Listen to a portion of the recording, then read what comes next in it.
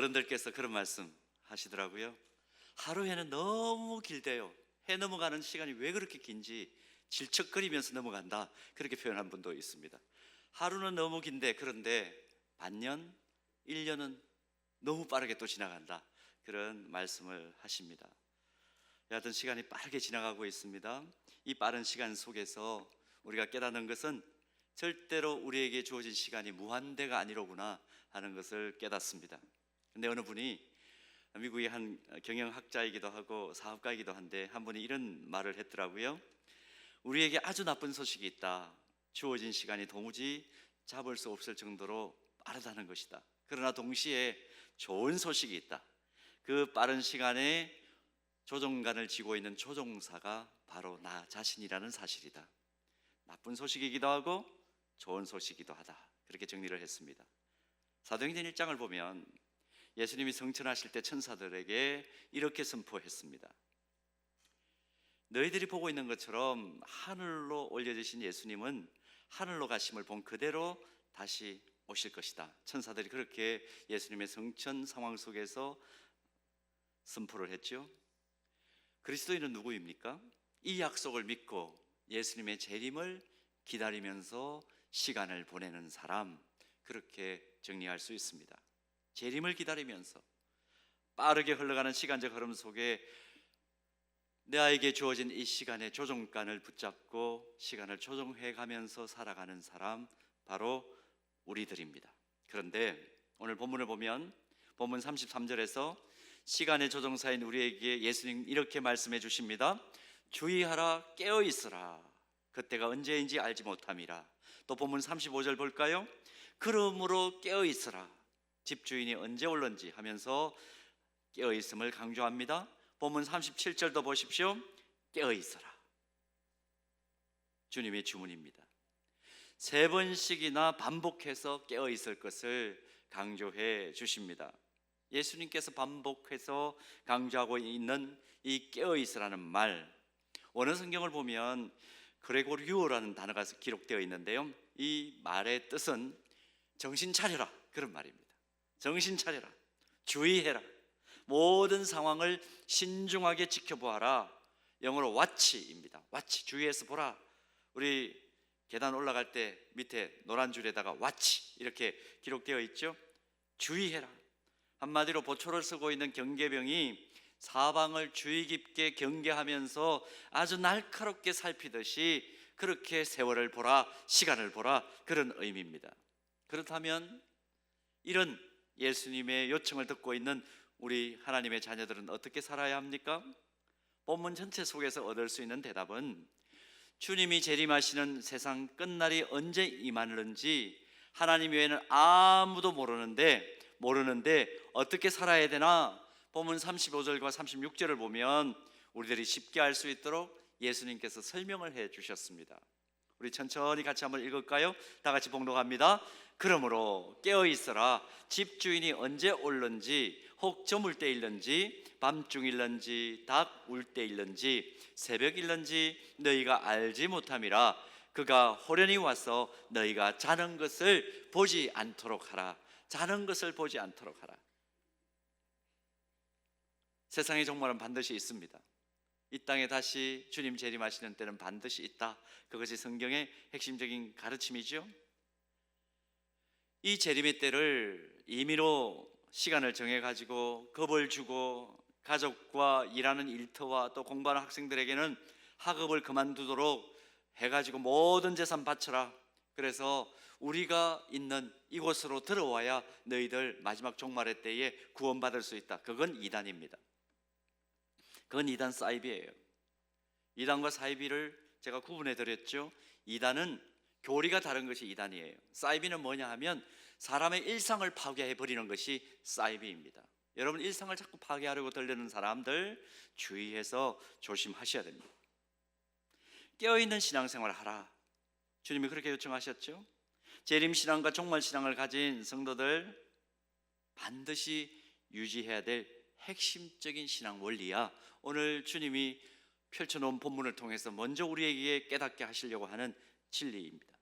실제로 성경을 보면 부활 승천하신 예수님께서 다시 재림하신다는 예언으로 해석할 수 있는 말씀이 구약 성경에는 모두 1200번이나 기록되어 있습니다. 신약 성경에는 318번이나 기록되어 있는 것을 확인합니다. 결국 뭘 의미합니까? 예수님께서 재림하시는 종말이 있다는 것을 믿을 때에 하나님의 자녀들의 신앙은 나태한 신앙이어서는 안 된다는 거죠. 게으른 신앙은 안 된다는 겁니다. 깨어있는 신앙, 온 공동체를 안전하게 지키는 사명을 가진 파수꾼과 같은 신앙을 가질 때 그게 진짜 하나님 자녀들이 가진 신앙이다. 그것을 오늘 본문은 강조해 줍니다. 자, 그렇다면 재림신앙을 가지고 파수꾼과 같은 신앙을 가졌다. 이건 도대체 어떤 구체적인 의미를 가지는 것일까? 질문을 할 수밖에 없습니다.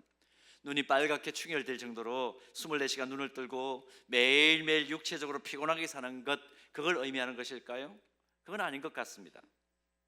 오늘 본문에서 예수님께서 반복해서 강조하시는 이 깨어있으라, 이 말은 어떻게 받아들여야 될까요? 도대체 어떤 현실적인 삶을 살아라 하는 의미일까요? 성경 전체를 보면 두 가지로 압축할 수가 있습니다.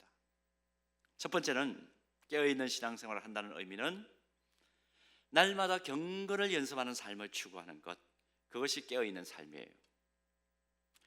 예수님의 재림과 세상의 종말에 관한 너무 중요한 말씀이기 때문에 재림 신앙에 대해서 살펴볼 때마다, 마지막 때를 묵상할 때마다 반드시 살펴보게 되고 묵상하게 되는 말씀이 있습니다. 베드로후서 3장 10절에서 13절 말씀인데 한번 보십시오. 10절, 그러나 주의 날이 도둑같이 오리니 그 날에는 하늘이 큰 소리로 떠나가고 물질이 뜨거운 불에 풀어지고 땅과 그 중에 있는 모든 일이 드러나리로다. 이 모든 것이 이렇게 풀어지려니, 우리 같이 읽을까요? 너희가 어떠한 사람이 되어야 마땅하냐? 거룩한 행실과 경건함으로 하나님의 날이 임하기를 바라보고 간절히 사모하라. 계속 같이 읽습니다. 그날에 하늘이 불에 타서 풀어지고 물질이 뜨거운 불에 녹아지려니와 우리는 그의 약속대로 의가 있는 곳인 새 하늘과 새 땅을 바라보도다. 아멘. 마지막 때가 분명히 있고 그 이후의 삶이 어떻게 되는가를 아는 사람들은 어떤 사람이 되어야 된다고 강조합니까? 11절 중간 부분 노란 부분 어떻게 기록하고 있습니까? 거룩한 행실과 경건함으로 살아야 한다. 이것이 세상의 종말을 피할 수 없다는 예수님 말씀 믿고 예수님의 재림을 기다리는 그리스도인의 삶의 자세라는 겁니다. 거룩을 추구하는 삶. 조금 더 구체적으로 경건함이 그 삶의 태도와 말과 행동과 표정에 배어 나오는 삶, 그것이 재림이 있다는 것을 깨달은, 종말이 있다는 것을 깨달은 성도의 삶이라는 것입니다. 바울은 거룩해지고자 열망을 가지고 자신의 욕망과 행동을 절제해 나가는 성도를 향해서 경건의 연습과 연단을 한다, 그렇게 표현을 하죠. 디모데전서 4장 7절에서 8절 말씀, 바울이 표현한 내용을 한번 보십시오. 망령되고 허탄한 신화를 버리고 경건에 이르도록 내 자신을 연단하라. 육체의 연단은 약간의 유익이 있으나 경건은 범사에 유익하니 금세와 내생에 약속이 있느니라. 제가 기독교 잡지를 읽는데요, 경건 엥겔 지수라는 아주 독특한 표현이 나오더라고요. 경건 엥겔 지수. 엥겔 지수가 무슨 뜻입니까? 한 가정의 전체 생계비 지출 총액 중에서 음식비, 식음료 지출이 차지하는 그 비율을 엥겔 지수라 이렇게 표현하죠. 식음료에서는 먹고 마시는 것에 쓰는 비용이 그 가정에 많으면 많을수록 좀 기분 나쁘지만 후진적인 삶을 사는 가정이다, 그렇게 평가한다는 거죠, 경제학자들은. 그 반대로 식음료 비율이 떨어지면 떨어질수록 총 생계 비율 가운데 식음료 비율이 떨어지고 오히려 문화활동을 하는 비용이라든지 이런 것들이 좀 높은 그런 가정은 좀 선진적 삶을 산다, 그렇게 분류를 합니다. 결국 이 먹는 비용, 이 엥겔 지수가 떨어지면 떨어질수록 그 가정은 조금 더 문화적으로 풍요롭고 여유 있는 삶을 사는 가정이야, 그렇게 결정한다는 거죠. 그런데 이 엥겔 지수를 이용해 가지고 영적인 엥겔 지수, 이렇게 글을 썼더라고요. 하루 24시간을 우리가 삽니다. 근데 그 사는 가운데 자기 육체의 본능을 따라서 또 감정의 기복을 따라서 시간을 사용하고 에너지가 많으면, 그 에너지 사용하는 비율이 많으면 많을수록 그 사람은 영적 엔겔 지수가 높은 사람이라는 거예요. 어떤 사람이죠? 덜 경건한 사람이라는 거죠. 반면에 좀 더 주님 닮아가기 위해서 기도하고 말씀 읽고 묵상하고 또 하나님 말씀을 읽고 묵상한 대로 자신의 말과 행동을 거룩하게 하는 일에 시간과 에너지를 반복적으로 쏟으면 어떻게 되는 겁니까? 경건 엔겔 지수가 낮은 사람, 성령님과 동행하기를 소원하면서 경건한 사람으로 경건의 능력을 가진 사람이다, 그렇게 글을 썼어요. 그 글을 읽으면서 가만히 나의 영적 엔겔 지수는 어떨까? 그런 질문을 마음속에 떠올려 보았습니다. 자, 여러분들도 한번 떠올려 보기 쉽도록 제가 도표를 보여드릴게요. 자, 여러분들은 영적 엔겔 지수가 낮은 쪽입니까? 높은 쪽입니까? 높은 쪽이라는 것은 자기의 감정대로, 자기의 소욕대로 산다는 것입니다. 어느 쪽에 표시하기가 쉽습니까? 어느 쪽에 가까우세요? 아마 각각 마음에 한 6개월 돌아보니 나는 이렇다, 마음에 아마 정돈이 되실 거예요. 낮은 편입니까? 높은 편입니까? 영적 엔겔 지수가 높으면, 자기의 소욕대로 사는 지수가 높으면 이 사람 덜 경건한 사람이에요. 그러나 낮은 쪽에 표시할 수 있다면 경건의 연습을 또 경건의 능력을 가진 사람이라 그렇게 말할 수 있는 것이죠. 하나님과 동행하면서 말이나 행동에 있어서 말씀과 기도를 통해서 경건의 연습을 부지런하게 하고 실제로 성령께서 깨닫게 하시는 것을 쫓아서 거룩한 삶을 살아내려고 몸부림치는 것, 경건의 능력을 보이는데 집중하는 삶, 얼마나 살았는가? 상반기를 정리하면서 우리 돌아볼 필요가 있습니다. 오늘 본문에서 우리 예수님이 세상의 마지막 때가 있다고 말씀하실 때 우리 주님이 정말 말씀을 받는 우리로 하여금 깨닫기 원하신 핵심 메시지는 뭘까요? 주님이 언제 오시는가? 어느 곳에 오시는가? 주님이 오시는 시간과 장소의 문제가 지금 중요한 것이 아니라 거룩한 행실과 경건의 연습을 하면서 사는 것이 마지막 때를 맞이하기 위해서는 꼭 필요하다. 그것이 종말론적인 신앙을 가지고 살아가는 성도들의 삶이야. 이걸 주님은 오늘 본문에서 강조하고 싶어 하신 것입니다. 우리의 삶의 터전이 비록 거룩을 추구하고 경건의 훈련과 연습을 하는데 적당하지 않은 거칠고 영적으로 척박한 현장이라 할지라도 그 삶의 자리를 피하고 박차고 이탈해서 나와버리는 것이 아니라 어느 신비주의 집단으로 들어가 버리는 것이 그게 아니라 하나님께서 선교적인 삶을 살라고 나를 이 자리에 세워두셨다, 심으셨다. 그래서 나는 이곳에서 매일매일 보혜사 성령 하나님의 임재와 인도하심을 간절하게 사모하면서 거룩하고 경건한 삶을 추구하는 것, 그게 진짜 종말이 있다고 믿는 그리스도인의 삶이라는 겁니다. 이것이 깨어있는 신앙생활을 하는 그리스도인의 모습이라는 것이죠. 그러므로 우리는 어떻게 살 수 없습니까? 썬데이 크리스찬으로 살 수가 없어요. 그냥 주일날만 예배당 안에 머물러 있으면서 그리스도인답게 살다가 월요일부터는 그냥 제 마음대로 사는 것이 진짜 종말을 바라보는 그리스도인 삶이 아니라는 거예요. 만약 썬데이 크리스찬으로 있다면 그 사람은 소금통 속의 그리스도인이라, 소금통 속의 소금이라 그렇게 말할 수밖에 없을 겁니다. 빛들만 모여 있는 곳에서 자신의 발길을 다른 빛과 경쟁하는 그런 사람이라 말할 수밖에 없을 것입니다. 여러분 주일만 그리스도인입니까? 다 여러분들 옆에 보세요. 빛나는 그리스도인들이시죠. 이 빛나는 그리스도인들과 서로 교회 안에서만 누빛이 더 밝으냐, 그거 경쟁하다가 그냥 주일 보내는 거예요. 그리고 월요일에 나가서는 빛으로 살지 않습니다. 그거 아니라는 겁니다.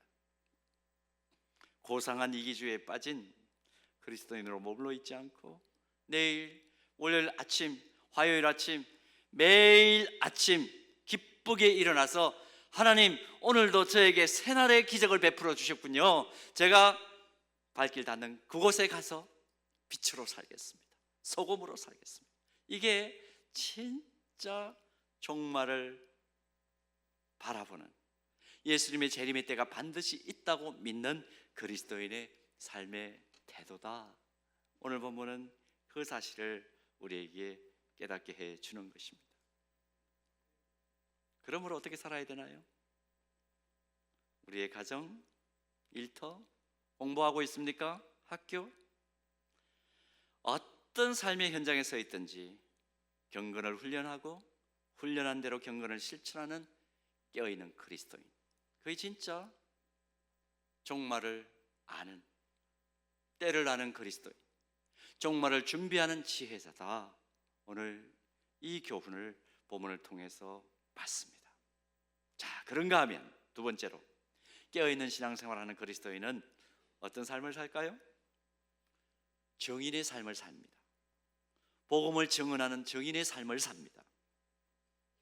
예수님의 성천 상황을 기록한 사도행전 1장을 보면 예수님께서 성천하시기 직전에 마지막 메시지로 어떤 말씀을 남기셨나요? 사도행전 1장 7절과 8절 말씀 보십시오.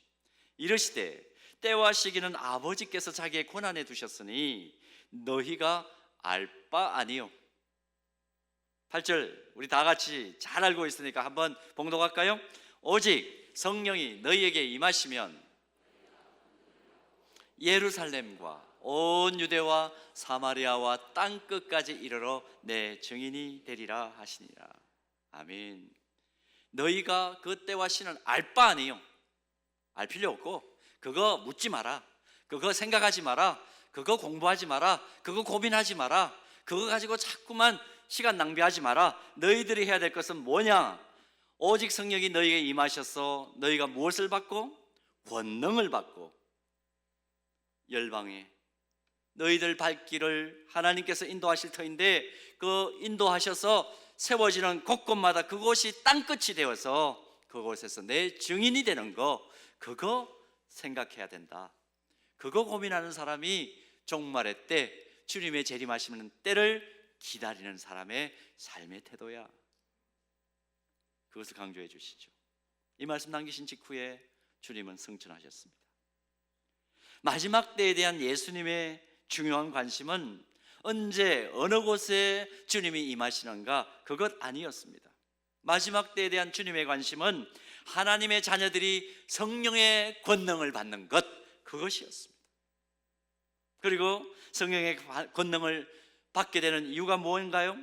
예루살렘과 온 유대와 사마리아와 땅끝까지 가서 열방으로 가서 복음의 주인공인 주님의 정인이 되는 것, 그것이 성령의 권능 받은 사람의 정표라는 겁니다. 결국 우리가 깨어있는 신앙생활을 하는가, 아니면 신앙생활을 하는데 잠자는 신앙생활을 하는가,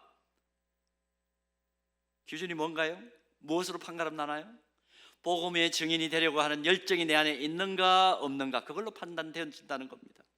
복음을 전하기 위해서 모든 상황 속에서 얼마나 경건을 연습하면서 지혜롭고 용기 있게 복음을 전하며 사는가, 그것이 내가 지금 깨어있는 신앙생활을 하는가 아닌가를 판가름하는 기준이라는 거예요.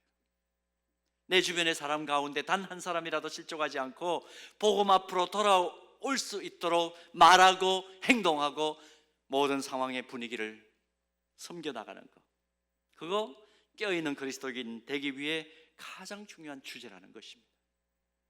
그래서 금년에도 우리는 기도하는 사명자, 기쁨의 헌신자 되어 안동으로, 아프리카로, 중남미로 가는 것이죠. 시간이 꽤 지났는데도 제 마음속에 잊혀지지 않는 사건이 하나 있습니다. 제가 섬기던 기관에서 목회자 수련회가 있어가지고 저녁 집회를 맡으신 목사님이, 리더십을 가진 목사님 몇 분과 함께 식당에를 갔습니다. 식사를 마치고 이제 후식으로 커피를 내오겠다 그래가지고 식당에서 기다리고 있는데 서빙하는 자매가 실수로 그것도 강사 목사님 바지에 커피를 쏟았어요. 뜨거운 커피입니다. 황당한 사건이죠. 모두가 어쩔 줄 몰라 하는 그런 상황입니다. 근데 여러분, 커피 쏟아짐 이제 바지를 입고 설교를 하셔야 될 강사 목사님, 누구라 얘기하면 여러분 다 아시는 분이에요. 근데 그분은 세상을 떠나셨어요. 어떻게 하셨을까요? 모든 상황이 얼음땡이 딱 되어버린 상황입니다. 뜨거운 커피니까 목사님 벌쩍 뛰시더라고요. 뜨거우니까. 순간적으로 새파랗게 질린 서빙하는 그 어린 자매, 어떻게 하실까? 저도 순간적으로 목사님 표정을 딱 봤어요. 근데 뭐라고 말씀하시냐면, 괜찮다, 괜찮아, 괜찮아, 걱정하지 마, 괜찮아, 괜찮아, 펄쩍 뛰시면서. 그러고 주인이 세탁비를 드리겠다, 황급하게 주인이 와가지고 뭐라고 얘기를 하는데도 아무 말씀 안 하시고 딱 한마디 나가시면서 합니다. 세탁비 주시는 대신에 이번 주일날 교회 꼭 한번 가세요. 그러고 나가셨어요. 여러분, 여러 가지 상황들을 제가 재밌게 설명할 수 있지만 다 내려놓겠습니다. 그날의 그날의 상황을 제가 머릿속에 똑똑히 기억합니다. 근데 그때마다 항상 떠오르는 생각이 뭐냐 하면 그 목사님의 태도와 말하는 어투였습니다. 우리가 밥 먹으면서 밥 먹기 전에 기도하는 거 주인이 다 봤습니다. 어린 자매가 다 봤습니다. 만약에 목사님께서 그때 어떤 다른 행동을 취하셨거나 말을 하셨다면 어떻게 됐을까 한 번씩 상상을 해봅니다. 아마 최소한 그 자매 아니면 주인, 기독교인에 대해서, 기독교에 대해서, 목회자에 대해서 좋지 않은 인상을 가질 수밖에 없었을 것이다, 짐작할 수밖에 없습니다. 왜? 밥 먹기 전에 기도했고 우리가 대화 나누는 거 자매가 왔다 갔다 하면서 다 들었거든요. 교회가 어떠니 저떠니 다 얘기 들었거든요. 최소한 두 사람에게는 그 목사님의 결정적인 태도 때문에 복음의 문이 막혔을 수도 있겠다, 충분히 짐작할 수 있는 것이죠. 여러분, 우리의 일상 속에는 이런 일들이 없을까요? 밥 먹고 난장판 만들고 제발 식당에서 나오지 마세요. 저는 밥 먹을 때, 밥 먹고 나갈 때 그분이 하는 마지막 태도를 사실은 유심히 봅니다. 부족하지만 어쨌든 저는 제가 코 푼 거, 입 닦은 휴지 될 수 있는 대로 딱 뭉쳐가지고, 휴지통이 없으면 어쩔 수 없지만 나갈 때 버리고 가려고 애를 씁니다. 우리가 대화하고 우리가 밥 먹으면서 기도하는 거 다 알고 있거든요. 그런데 치우기 어렵도록 그렇게 분리수거 못하도록까지 만들어 놓고 나올 이유가 있습니까? 우리 떠나고 난 뒤에 그분들이 뭐라 할까요? 예수 믿는 사람들 뭐라고 얘기할까요? 자, 여러분 상상에 맡깁니다. 아프리카 선교 현장에서 일어난 일이라고 그래요. 선교사들이 팀 사역 중에 사소한 말다툼이 일어나가지고 관계에 틈이 벌어졌습니다. 서로 서먹서먹한 관계를 한 2-3주 이어갔대요. 근데 개종하는 원주민들이 선교사님들 찾아왔더랍니다. 그러면서 이렇게 말하더래요. 이제 더는 예수 믿지 않을 테니까 이 말을 떠나주십시오. 갑작스러운 통보를 받았습니다. 선교사님들이 의아해서 물었겠죠. 찾아온 원주민들의 대답이 이렇습니다. 우리는 당신들의 말을 신뢰할 수가 없습니다. 우리에게는 서로 용서하고 사랑하라고 가르친 당신들이 서로 용서하지 못하고 사랑하지 않는데 어떻게 우리가 당신들을 믿겠습니까? 당신들이 전한 예수님의 사랑도 우리는 믿을 수가 없습니다. 떠나주십시오. 나는 바람풍해도 너는 바람풍해라. 모범이 되지 못하는 잘못 가르치는 부모의 모습을 선교사님들 스스로가 발견을 했습니다. 그 이야기를 듣고 통에 자복하면서 원주민들에게 진심 어린 이해와 양해를 부어했다 그래요. 더는 다투지 않고 서로 섬기면서 아름답게 사역을 이어갔다는 것입니다. 교회가 이야기하는 것이 무엇입니까? 복음의 핵심이 무엇입니까? 내가 너희를 사랑한 것 같이 너희도 서로 사랑하라. 내가 너희를 목숨을 주기까지 섬겼던 것처럼 너희들 서로 섬겨라. 그거 아니에요? 우리 그거 하기 위해서 안동 가는 것이고, 그거 하기 위해서 아프리카 돈 들여서 가는 것이고, 중남미 가는 것 아닙니까? 근데 우리끼리 싸워요. 우리끼리 서로 질시해요. 아, 저 사람 있으면 나는 그 조에 들어가고 싶지 않아요.